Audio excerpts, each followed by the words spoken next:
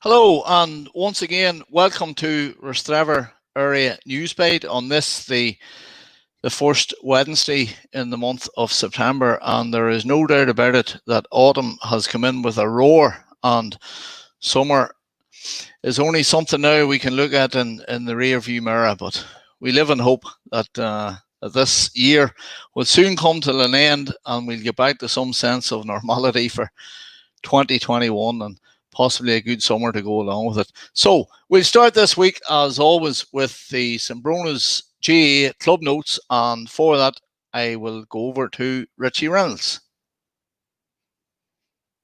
Hello and welcome once again to Sembrona's GAA club notes for this week, Wednesday the 2nd of September. Firstly, I'd like to start with the senior ladies championship news. Our senior ladies had another great victory on Saturday evening at home to Carryduff B. It leaves them undefeated for the season, and they'll now play Dundrum in the final group game this Saturday at 6:30. A victory on Saturday will see the ladies take their place in the A final the following week. So well done to Marty Keenan and his panel of senior ladies, and best of luck on Saturday. Hopefully we'll see you in the A final the following week. Of course, our senior men are also in championship action this weekend. Rostrevor will play Cuckoo in Park Esler at 3 o'clock on Sunday afternoon. The game will be streamed live on parktv.com. Ticket allocation has been used up, but there is a reserve list, so anyone who would like to be on the reserve list if a ticket becomes available, please contact Secretary Dermot Baxter as soon as possible. Best of luck to both our senior teams in championship action this weekend.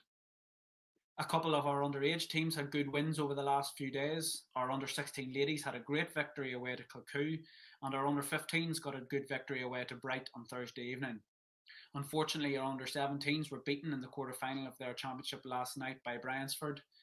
Our thanks to Aidan Murdoch, the rest of the management team and the boys for the work they've put in over the condensed season. A reminder to anyone attending our games, whether it be a Park Esler, at an away ground, or a Pettit Park itself, to adhere to the social distancing protocols that are still in place. It's vitally important that we adhere to these and that all our facilities remain closed so that our games can continue, and indeed that spectators are still allowed into our grounds to watch the games. So we appreciate the cooperation so far of everyone who has been involved, spectating, managing, playing, and we just ask you to continue this. It was reinforced by the County Board and the GAA earlier on this week. So hopefully we can continue to have our games and spectators at it if everyone keeps in line to the agreed protocols. Our lotto result and winners are on the screen now. The winning numbers last Thursday were 4, 21, 25 and 30. There was no jackpot winner, so this week's jackpot on Thursday, tomorrow, will be £4,000. Thank you again to all of our sellers, and don't forget you can buy our tickets online at the Club Funder link. A link will be posted on the social media channels later on today and into tomorrow. Finally, for this evening, I would just like to pay tribute to Sonia McPolin, who sadly passed away last week. Sonia is wife of Jerry McPolin, who is a great supporter and friend of our club. So on behalf of the club, we would just like to wish the McPolin and Murphy families our deepest condolences. Our thoughts and our prayers are with you at this very, very difficult time, and may Sonia rest in peace. Thank you very much. That's all of our club notes for this week. We'll see you again next week. And thank you once again, Richie, for that roundup of what's happening in Sembrona's GAA club. I would just like to add my own condolences to Jerry McPolin and his family on the passing of his wife, Sonia. And also best wishes to both senior men and ladies teams as they look to progress in the championship this coming weekend. Now, I did mention it there a few minutes ago. We're now into September, and that, of course, means the schools have reopened after a 5-month hiatus, of course, for the primary 1 children, starting for the first time the past 5 months. there was nothing out of the ordinary for those children. So it's a very exciting time for them all, and my very best wishes to them. I know there's 37 children starting in St. Brona's School, and just looking at the diary, this is the 4th September now. We have opened the gates in the new school, and the place is just continues to expand and grow year on year, and it is a great testimony to the teaching, the quality of teaching, the quality of the school, and it really would do your heart good to see that school thrive in the way it is. And so my best wishes to all the children and parents and teachers for the 3 schools in the parish: St. Brona's Primary School, Kilbrony Integrated Primary School, and Killowen Primary School. And let's hope that everybody doesn't take too long to settle in. And of course, then post-primary children are all back as well. Sitting in Rostrevor this morning at 8 o'clock, waiting for a school bus. It was like the middle of winter. It was dark. It was wet. Now, it wasn't cold, but it is absolutely amazing how quickly we have parked one season within the space of a week and gone into the autumn. So best wishes on a safe return to everybody in post-primary school as well, who are returning to a much changed environment from that which they left in March. But no doubt everyone will adjust, as Richie touched on it there during the club notes. This COVID thing is going to be with us for the foreseeable future, and I mean, like, there's just things that we have to, adjustments we have to make. It's become the new norm. But I know children in the post-primary schools would be mature enough to be able to operate around those additional mitigation measures. Now, I just seen a post up last night from a local resident, Louise Fagan. Louise Fagan, Nee Morgan, of course, daughter of Jimmy. And it was in relation to the youth club. And again, a COVID-related matter of this. The registration for the new youth club season was last night, September the 1st, and tonight, September the 2nd, between 7 o'clock and 9 o'clock. And incredibly, the club have decided that there will be no additional members signed up this year. So it's just a re-registration of past members. And I suppose that's just to keep control of the numbers, and the numbers that the supervisors and the leaders are able to manage on any given night. So hopefully that all runs smoothly enough, and any child who is not a member of the youth club and does wish to join in the future won't have too long to wait until that happens.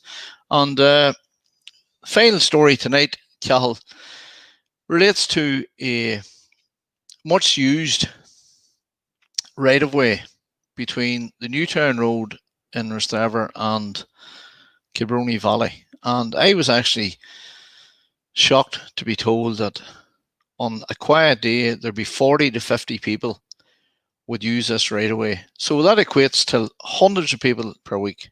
Now, I've been lobbied in all my time as a councillor. I probably would have been lobbied on this 3 to 4 times a year, every year. And the issue has always been that I couldn't get any statutory agency to take charge of this or take ownership of it, because the right of way was both unasserted and unregistered. So, not to be deterred, I don't mind telling you, I engaged a local contractor who also was a very close family relative of my own. We went down to take a look at it to see what could be done.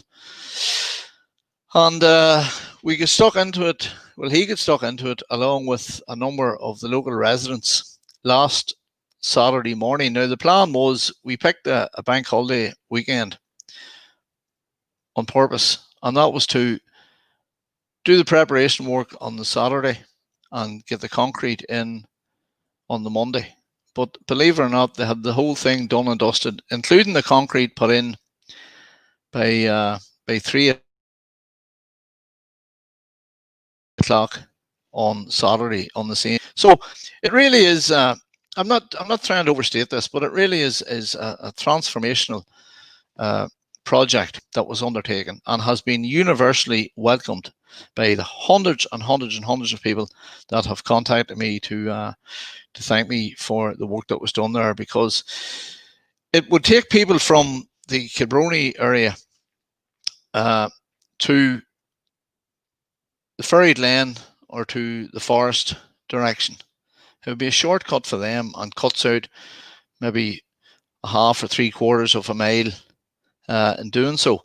And then the reverse of that is that the people from Newtown and the people from Forestbrook and the people from that end of the lane would be able to use this right of way to go to the graveyard, and indeed families then will use it going both ways. So universally welcomed, as I say, and an absolutely superb job.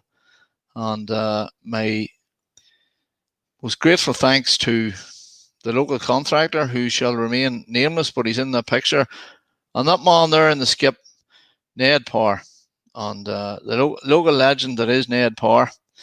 I'm gonna name the people, because I didn't do this on Facebook, but the people that helped last Saturday.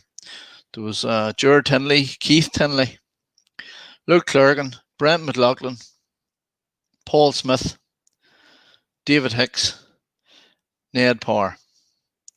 And I will get choked if I've left anybody out. I think that's everybody. Oh, Collie McStay. Collie was driving the Tigger.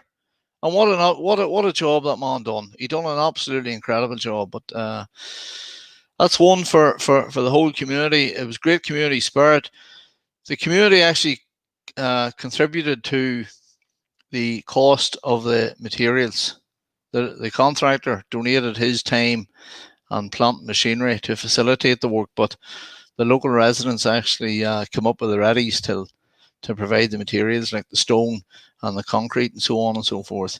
And I see a few people have photographed it that I didn't actually see on the day, so it just shows you. And somebody seen that photograph and they contacted me and they says, I see the Liverpool goalie was involved as well. So anyway, I'm going to send a message to that guy Adrian. I'll not embarrass him, but I know who he is, because there's not too many Adrians down there. And Adrian, if you're watching this, or anybody else is watching it, I hope that they let Adrian know that wee autograph there is going to cost him 50 quid. So that's me, Cal. That's me for this week. Once again, anybody wants to contact me, there's the notice up about Louise. We did touch on that, about the youth club notes. Anybody wants to contact me for birthdays or anniversaries or just to shout out, please do so any week before 5 o'clock on the Wednesday, and I will do this with a heart and a half. Now, just to let people know, I am back on here in about half an hour's time with the Destination Newry TV GA show. So looking forward to that. So that's me. That's it for